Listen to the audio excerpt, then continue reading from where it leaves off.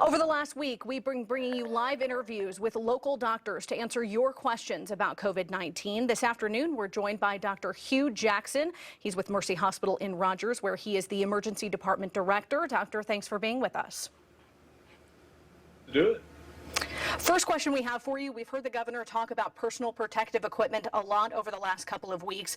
Where does your ER stand with the amount of PPE, and when do you expect to get more? That's becoming sort of a greater issue, not just for our emergency department, but for most across the nation.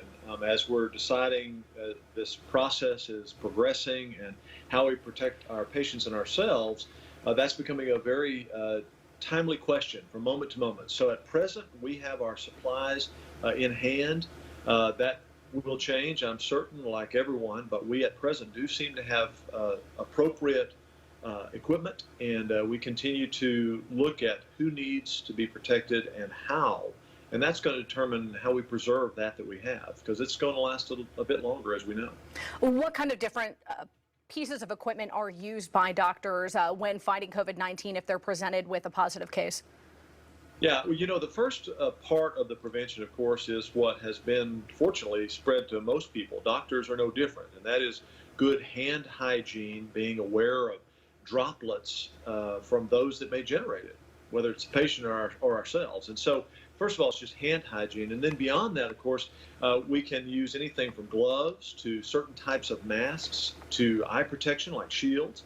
And then in certain cases where there's a real risk of transmission, we can use specific type of masks and protective suits, as it were, which include eyes and any possible entryway for the viral particles to infect us or the patient. And that includes, I'm assuming, those N95 masks that we hear the governor talking about? Yes. In fact, I appreciate that, too, because at this point, it is becoming very apparent, not just here, but everywhere, that these N95 masks, which have a super filtration, if you will, really need to be preserved for those that are going to be exposed to circumstances that are really high risk. And that is actually not most people. Most people should be able to benefit from a simple mask. And of course, the first and best part is simply the social distancing. This is droplet spread, and that's important to reemphasize, because what that means is if you're standing from a distance from someone else and they cough or sneeze, one has to consider how far, even with the greatest lungs, can someone propel potentially infected droplets. 6 feet is a long way, so that social distancing is still the best in whatever scenario you find yourself. You are the director of the emergency department there at Mercy. I know when we think of healthcare, we think of the ER as that front line to healthcare. If someone believes they may be sick with coronavirus, COVID-19, should they be coming to the ER, or what should they be doing? Well, let me, first of all, I appreciate that, because we may very well be front line when it comes to the medical facility. The front line is really you and the public in general. And what you can do, and what all folks can do, is when you're ill, try to contact your primary care provider. Try to, sounds rather unusual to say, but try to stay away from some of the offices. That isn't that we don't want to be there to care for you. It's just that at this circumstance, the front line, that is you and our public, really can make a tremendous difference. So when you do get to our facility, we try to take every step that we can to prevent the likelihood that we are going to transmit illness to you, or that you might transmit illness to those in our waiting areas and in our hospitals who are at most risk.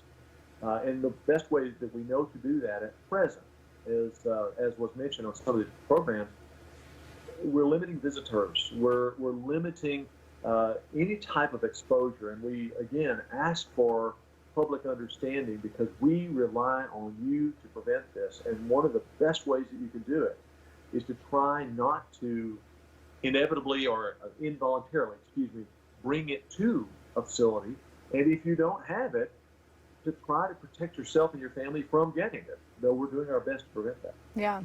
You mentioned a primary care doctor, contacting them if you think you have symptoms. What if someone does not have a PCP? What should they do?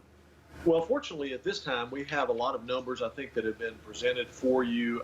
We certainly have the a Mercy doctor site, but each facility has some type of system in place prior to the coronavirus where one can get established with a primary care provider. But specifically to this, if one has concerns about exposure and what you should do, we have, like most places, set up several screening sites. And this number, the 479-717-7585, is a number that you can call. And you do not need to have a primary care provider to do that.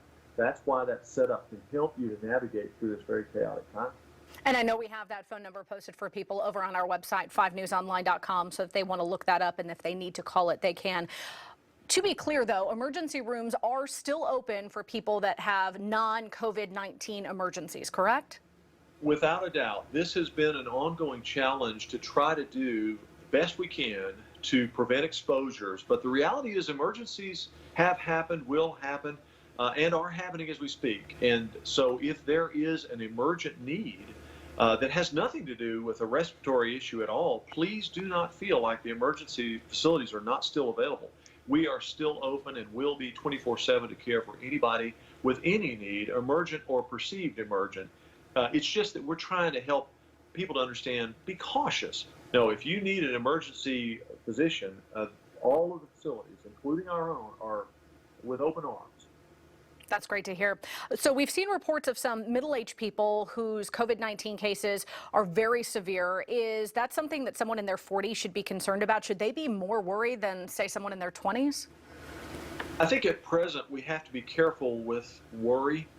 This is a scary time for lots of people. And so to answer your question directly, most of the cases that have the highest death rate or mortality tend to go up rather steeply after about 60 to 70. However, we know that people of any age that may have what we call comorbid conditions, in other words, medical problems outside of that, for instance, heart disease or diabetes, or are on some medications, or are in a situation where your immune system is compromised, or known lung disease, these people are at risk at any age. So one should worry. One should actually take action, and that action is precaution.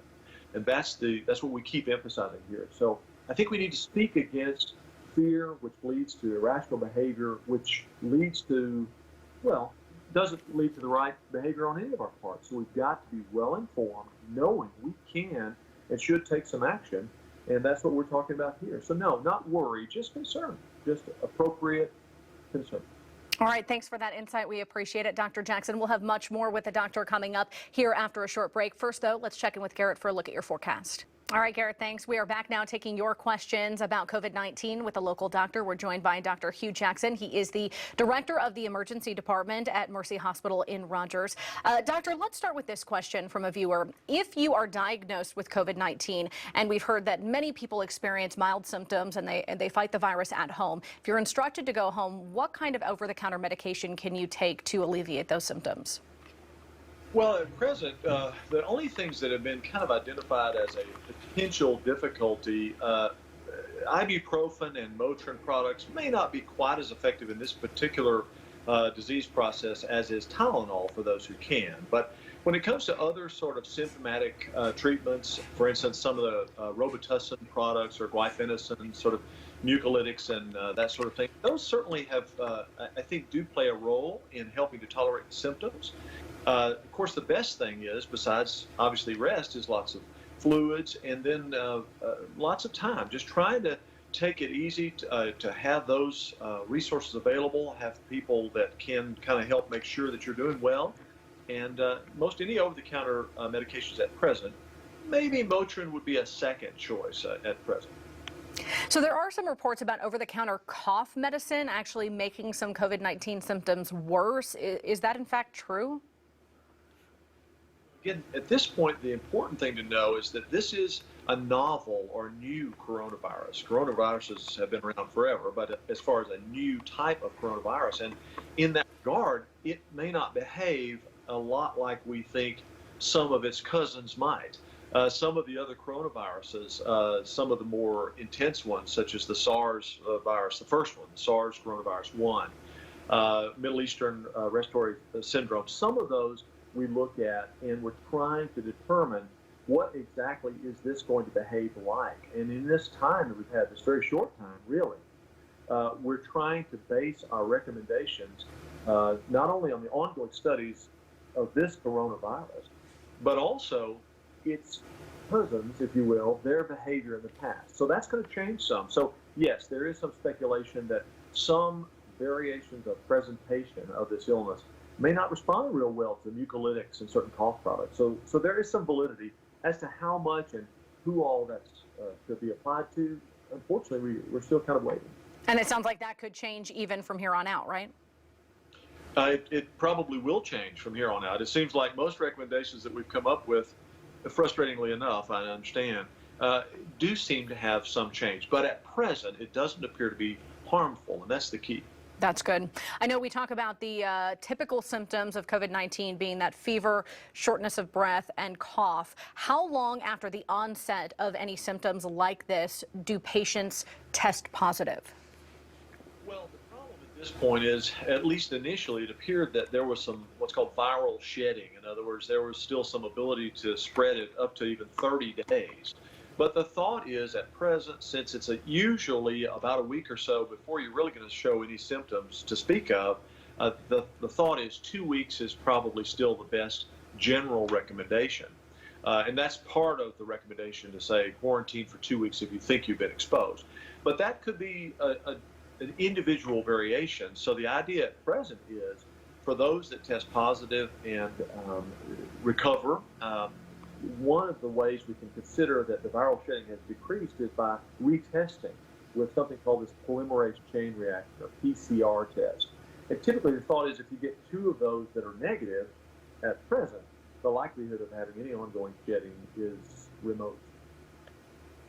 That's good news for sure. We'll have many more questions with Dr. Jackson after the break. Stay with us. We'll be right back. Back down now with Dr. Hugh Jackson. He is the director of the emergency department at Mercy Hospital in Rogers. Before the break, we were talking about the symptoms of COVID-19. I had a couple of questions for you about fever when it comes to coronavirus. One, is a fever always present? And if so, do you still see that symptoms may kind of come and go over the course of battling the virus? The first part of that question is fever is usually part of the illness, but not always. In fact, a significant amount of people, when they present with what will turn out later to be a coronavirus, this novel coronavirus infection, present without a fever.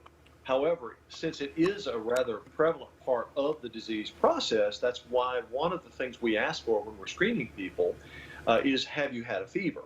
That is sort of a suggestion that this may well be related, along with other symptoms, as you mentioned. But fever is not always present. That's good to know. Another question that someone had for us that we wanted to ask you is, if you are exposed to the virus from a positive patient, are you guaranteed to contract it? No, as it turns out, you're not. There's a fair amount of suggestions about quarantine, and for those people who live in a space with an individual who has been diagnosed with this. Now, certainly, you're at a substantial increased risk, and so what we have been advising people to consider, along with what the CDC is coming out with, and that is, it is better really, at least briefly, to consider yourself positive. Seek testing. This does not mean going to a clinic or even your primary care physician's office or the emergency department if you're not ill, but you would be one that would likely be appropriate for testing. In the meantime, one should maintain, as best you can, some social distancing within the home, and that is being aware that distance does matter, and that those surfaces that are touched should be cleaned frequently, and as you can, having a little distance, not using the same restroom if possible, and just a little space until you know your results. So you're not guaranteed of getting them, no, but you are in a higher risk category. And that's important that you be tested, or at least call that line about getting tested. That would be appropriate. I need to tell that to my 18-month-old because he crawls all over me. So now let's move on to the question from Wanda. She said, is there anything we can do at home to help treat the coronavirus if we feel like we might be having the beginning stages of it? And I know these are, you kind of answered that, but maybe you can kind of wrap it up into to a succinct answer for her. Absolutely. First of all, stay calm. Stay calm. The idea is that rest, consideration for testing. Remember that those people that are at the highest risk are not most of us. Those people at highest risk, as we mentioned, the more elderly in our populace, those that have concurrent illnesses, those that are immunosuppressed, they are the vulnerable here. And the reason that we go on about flattening the curve and buying time, if you will, and talking to younger people who most likely will not have much of an illness at all is for protection of these vulnerable individuals. So Gotcha. Stay calm, rest. If you need to take Tylenol for fever, that's fine. And do call the line if need be to get further advice. And then go to the websites. Lots of, as you've said, lots of information available. Perfect. Stay calm. We'll have a final word with you after the break. Stay with us. Back now with Dr. Stacy Furlow, a pediatrician in Northwest Arkansas, taking your questions about COVID-19. Dr. Furlow, we want to ask you, what has been seen to be some of the differences in how this virus is presenting between children and adults? It's mostly fever and lower respiratory tract symptoms like cough and shortness of breath. In children, they really can present with a lot of upper respiratory tract symptoms, runny nose, congestion, and some more GI symptoms. I mean, adults are having some of those too, but those are more common in kids. So shortness of breath is always something to be concerned about, but even a runny nose or congestion with fever could be COVID-19 at this point with kids. So if you see any sort of those symptoms, call your child's pediatrician right away, correct? Exactly. Call the office first. There's likely going to be a screening procedure to go through. Our office is doing a lot of telemedicine visits, and then bringing in those children we have higher concern levels about. I know we've had the concern that daycares are still open. Obviously, K through 12 schools are closed, but daycares are still open. What advice would you have for working parents that are still having to send their kids to daycares and putting them in an environment with lots of other children in close proximity? Yes, that is a great question. You know, we know that a lot of parents still have to work, and the option for childcare are small. Kids do tend to transmit infections really easily between each other because they don't control their snot very well, as I say often. And anybody who's ever gotten a kiss from a 9-month-old knows that you're going to be sick in 48 hours. So it's difficult. And so I would just ask your daycare, what are their procedures? How are they dealing with return to work? Daycare should be pretty strict at this point about having children with respiratory symptoms, in the building and in the classrooms, and just make sure that your daycare is aware of your concerns and that they're following their guidelines really strictly. All right, thank you so much. We're running short on time, so we're going to let you have the final word after this break.